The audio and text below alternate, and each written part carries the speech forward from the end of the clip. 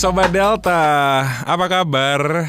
Danar Gumilang hadir kembali di YouTube channel Delta FM Official. Seperti biasa buat kamu yang mampir ke YouTube channelnya kita terus ngeliat ada Danar Gumilang di situ.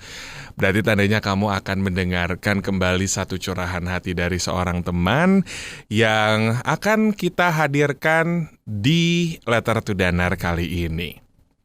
Beberapa episode sudah kita hadirkan sebelumnya dan kali ini kembali hadir satu curhatan seorang teman yang menurut saya menarik untuk dibahas. Kenapa saya bilang menarik untuk dibahas? Karena saya selalu percaya pengalaman adalah guru yang berharga. Tidak hanya pengalaman dari diri kita, tapi pun pengalaman dari orang lain. Mudah-mudahan pengalaman yang sedang share oleh teman kita ini menjadi pelajaran juga untuk kita semua, Sobat Delta dan juga saya yang mendengarkan.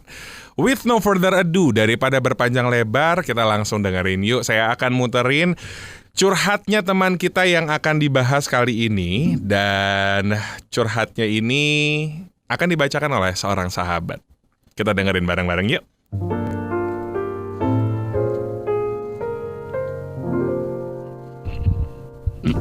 Selamat malam Mas Danar. Saya dan suami udah 12 tahun berumah tangga. Tapi kebersamaan kami hanya 6 tahun. Sejak suami berada di BUI tahun 2013 selama 28 bulan dan tahun 2016 sampai sekarang. Kami punya 4 orang anak dan saat ini saya tinggal bersama ibu saya. Pihak keluarga suami tidak ada tanggung jawab sama sekali secara finansial.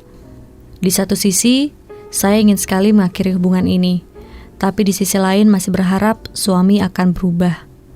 Sampai akhirnya ada seorang pria yang datang di hidup saya. Dia belum pernah menikah. Perbedaan usia kami 8 tahun. Dia 25 dan saya 33 tahun. Yang ingin saya tanyakan, haruskah saya menunggu suami saya keluar dari BUI dan berubah, atau membuka lembaran baru bersama pria lain? Terima kasih Mas Danar.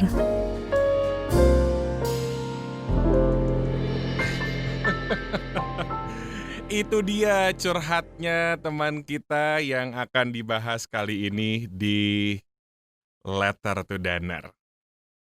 Sebelumnya untuk mbaknya yang curhat di Letter to Danar kali ini, terima kasih untuk curhatan yang dikirimkan dan saya pribadi ikut prihatin dalam kondisi yang mbak rasakan. Berumah tangga 12 tahun, tapi perasaan untuk bisa selalu bersama dengan pasangan hanya dirasakan 6 tahun. Karena 6 tahun yang lain, Mbak berpisah. Suami mendekam di penjara, sedangkan Mbak sekarang bersama dengan orang tua Mbak.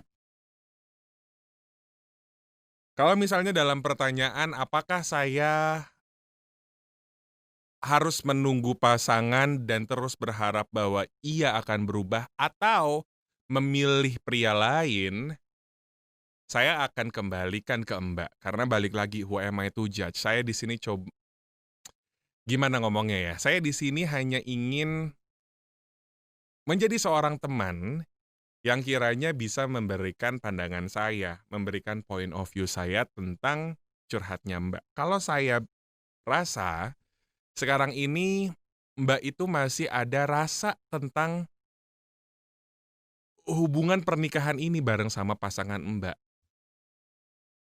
Karena sudah lama tidak mendapatkan perhatian, sekarang akhirnya Mbak merasa bahagia, mungkin kasmaran dengan pria ini. Kalau misalnya ditanya, apakah harus dengan pria lain? Ya boleh-boleh aja. Asalkan Mbak benar-benar mengetahui bibit bebet bobot dari pria tersebut.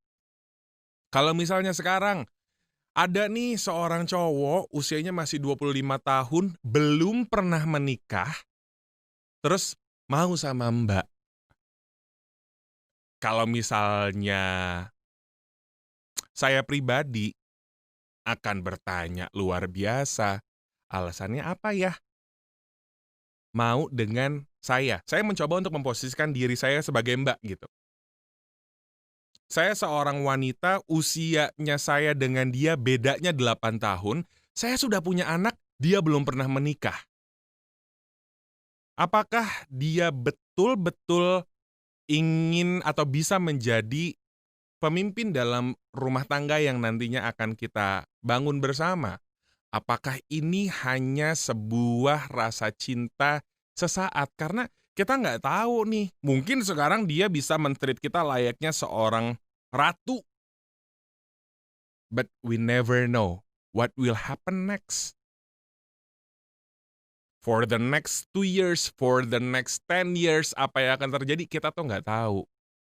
Life is full of mysteries, ya nggak sih? Dan saya mengimani itu. Kita nggak ada yang tahu ke depannya kayak gimana, maka dari itu bijaklah kita dalam memilih sesuatu. Kalau itu pandangan saya. Nah, di line telepon saya sudah terhubung dengan seorang teman yang ingin menanggapi curhatnya teman kita kali ini, seorang wanita. Selamat malam Lucy. Halo, Apa kabar Lucy?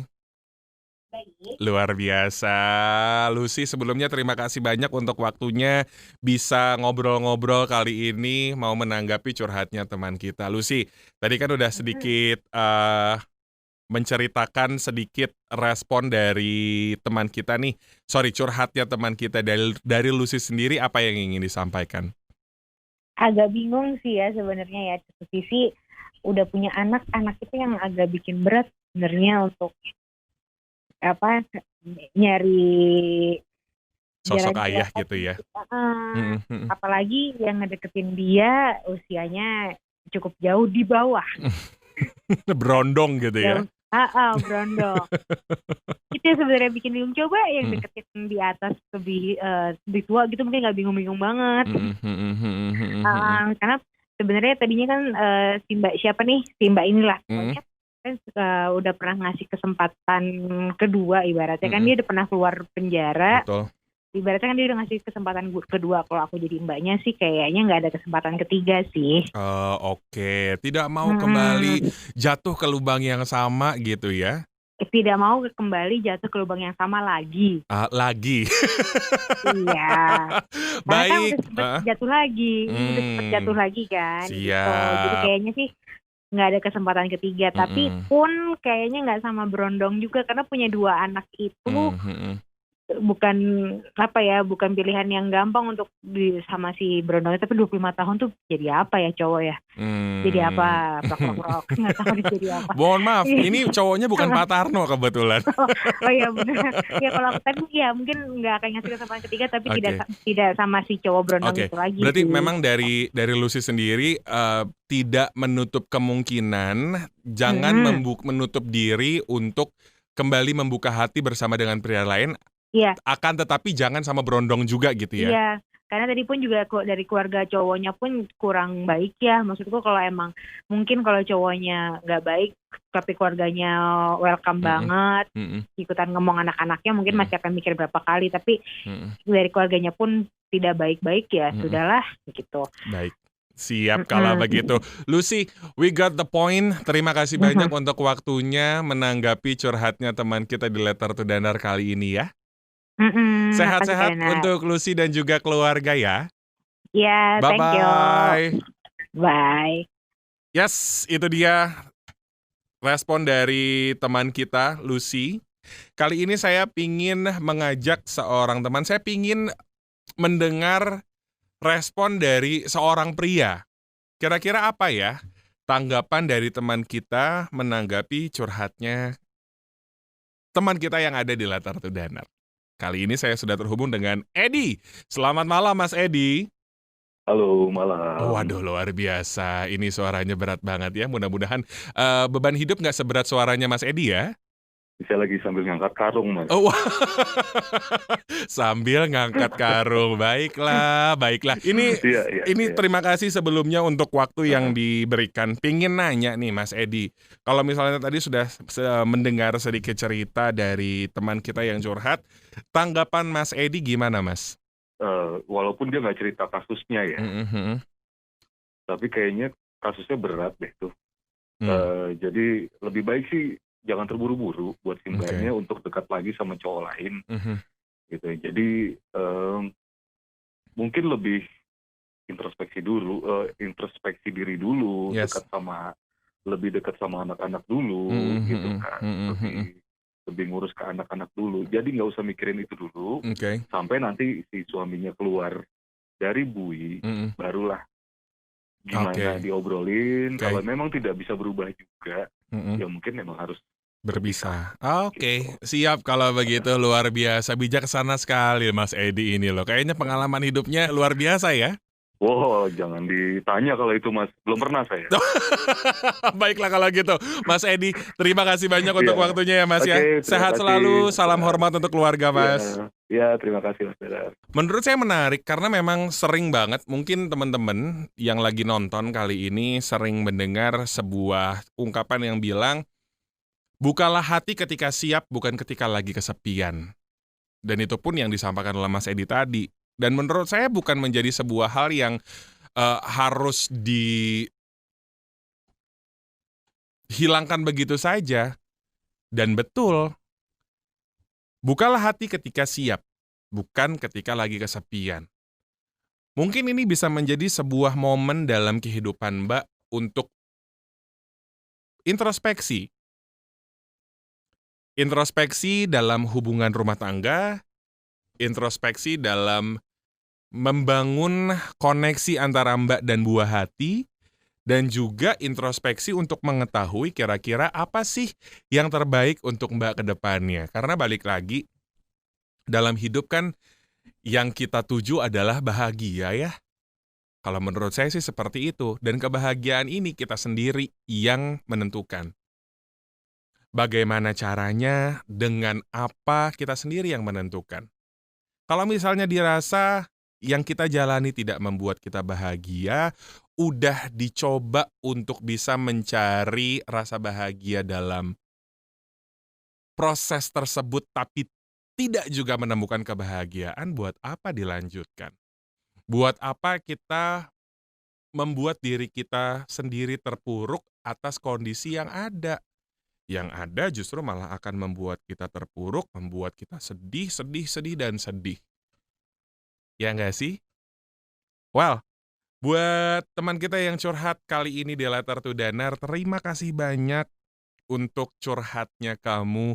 Terima kasih banyak sudah mengizinkan saya untuk membahas curhatan kamu di segmen kita kali ini yang hadir di YouTube channel Delta FM Official.